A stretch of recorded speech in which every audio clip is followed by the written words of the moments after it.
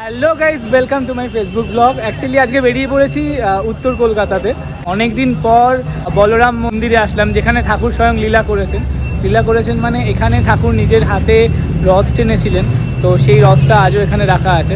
তো এবার এখান থেকে যাবো বাগবাজার মায়ের বাড়ি, তারপরে কুমোরটুলিতে কিছু কাজ আছে, সেই বেসে আসা। তো অনেকদিন পর যেহেতু বলরাম মন্দিরে আসলাম, খুব ভালো লাগলো দেখে। অ্যান্ড আমার সাথে এই বুড়ি চুড়িরা সবাই এসছে।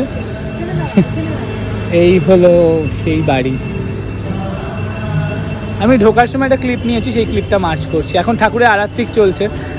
অপূর্ব সেই ধ্রুপদঙ্গের যে গান স্বামীজি রচনা করেছিলেন, তো সেই গানের মাধ্যমে আরাত্রিক, মানে গানটা শুনলেই এটা আলাদা ভাইবস কাজ করে মনের মধ্যে, আর খুব ভালো দর্শন হলো। এই হলো সেই বাড়ি যেখানে ঠাকুরের চরণে স্পর্শ আছে, মানে বাড়িটা দেখলেই একটা আলাদা শান্তি আসে মনের মধ্যে।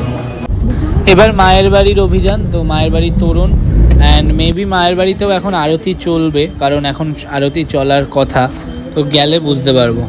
তো এবার মায়ের বাড়ি চলে এসেছি, ঢোকো, মাকে দর্শন করবো, দেন তারপর কাজে যাব। চলো ভিতরে ভিতরে ঢুকো।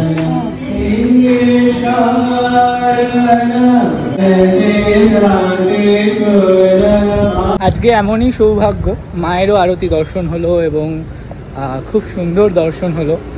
মাকে দর্শন করা হলো, আরতি দেখে মাকে নমস্কার করে ঘাটে যাব, মায়ের ঘাটে।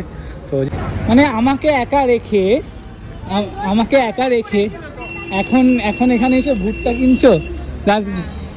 সত্যি না, তোমায় নিয়ে যাই, তবে তুমি যদি হারিয়ে যাও।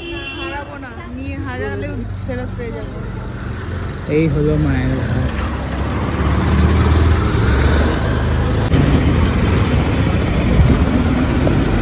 মায়ের ঘাটে আসলে কিন্তু একটা সত্যি আলাদা শান্তি হয়। আমি বহুবার ট্রাই করেছিলাম এখানে ঠাকুর ভাসান দেওয়ার জন্য, কিন্তু হয়ে ওঠেনি, এতটা দূরের জন্য, আর আমার যেহেতু কাঠামো লাগে ওর জন্য।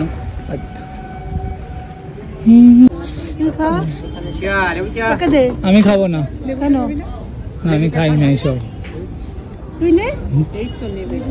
মানে এইসব বুড়ি টুড়িদের নিয়ে কোথাও বেরোনো মানে তেল মারতে মারতেই লাইফটা শেষ, কোথাও যেতে চাইবে না। তেল মারতে হয় বয়স্কদের। এই টাকা পড়ে গেল কার? বেশি হয়েছে নাকি? আরেকজন কোথায়?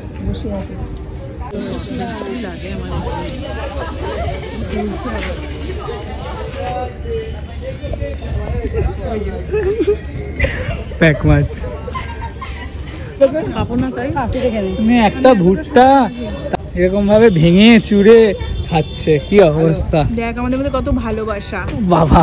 আমরা একা একটা জিনিস খাই না, ভেঙে সবাইকে ডিস্ট্রিবিউট করে খাই, কিন্তু তুই খাস না, সেটা আলাদা ব্যাপার। তুমি এখানে এই ভালোবাসা দেখাচ্ছ, আর ওই যে ওইদিকে আরেকজন ভালোবাসা, ওটাকে বলে ট্রু লাভ। দেখো কি করলে।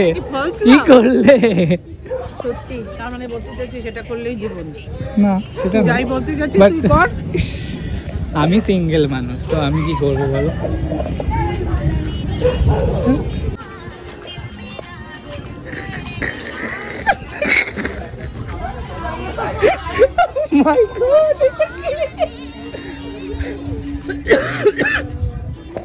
রিল করছে, ভাবো এই বয়সে নাকি রিল, বাবা।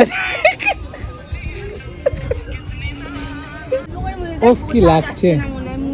অ্যাকচুয়ালি নিরস পাবলিকদের সাথে আসলে যা হয়, বুঝতে পারছো তো, মানে ফটো তোলার কোনো ইচ্ছা নেই, না কিছু নেই, না আমাকে ঠিকঠাক তুলে দিচ্ছে, ওই যে পালিয়ে যাচ্ছে। চা খাবে, চলো চা খেতে ডাকছে, ওরা কিন্তু পালিয়ে গেল।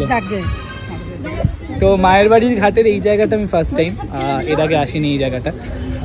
এই জায়গাটা তোমরা আসতে পারো ডেফিনেটলি, বেসিক্যালি যারা কাপল তারা তো আসতেই পারো কিছুক্ষণ টাইম স্পেন্ড করার জন্য, বাট আমি যেহেতু সদা সিঙ্গেল, বুঝতেই পারছো। তো ফাইনালি মায়ের ঘাটের দর্শন হলো, অ্যান্ড খুব সুন্দর দর্শন হলো এক কথায়। অনেকটা শান্তি পেলাম, অনেকদিন ধরে আসবো করে আসা হচ্ছিল না, বাট ফাইনালি আসলাম মায়ের কৃপাতে, খুব ভালো লাগলো। মায়ের বাড়ির এই প্রসাদটা মিস করে গেছিলাম। অ্যাকচুয়ালি গাড়ি যেহেতু এখানে পার্কিং ছিল, আরেকবার দর্শন করতে ঢুকে দেখি প্রসাদ দিচ্ছে, তো এটা মিস করা যায় না। তাহলে পুরনো কলকাতার বেশ কিছু ঐতিহ্য জিনিস দেখিয়ে দিলাম, তার জন্য থ্যাংক ইউ বলো। কি গো, মানে ফোনটা নিয়ে আবার সরিয়ে দিই। কি বলতে চাইছো তুমি? দেখ কোনোদিন এসছো এখানে? এসছো কি? বললো বলে আসা হলো। আজ আমি বললাম বলে না, অ্যাকচুয়ালি মা যখন যাকে টানে সেই আসতে পারে। হ্যাঁ মা আমাদের টেনেছে এসছি, নইলে এরকম আধ ঘন্টার মধ্যে প্ল্যান হয়ে দুটো জায়গা ঘোরা হতো না, তাই না? অবশ্যই। এবং আমরা আরতি দেখলাম, মা মানে আরতিও দেখালো। আমি অনেকদিন পর মায়ের বাড়িতে আসলাম। হ্যাঁ হ্যাঁ এক্স্যাক্টলি, ঠাকুরের আরতি দেখলাম বলরাম বাটিতে, আর মায়ের আরতি দেখলাম মায়ের বাড়িতে। মায়ের বাড়ি আসলে যেই জিনিসগুলো না নিলে নয়, এই দুটো ধূপ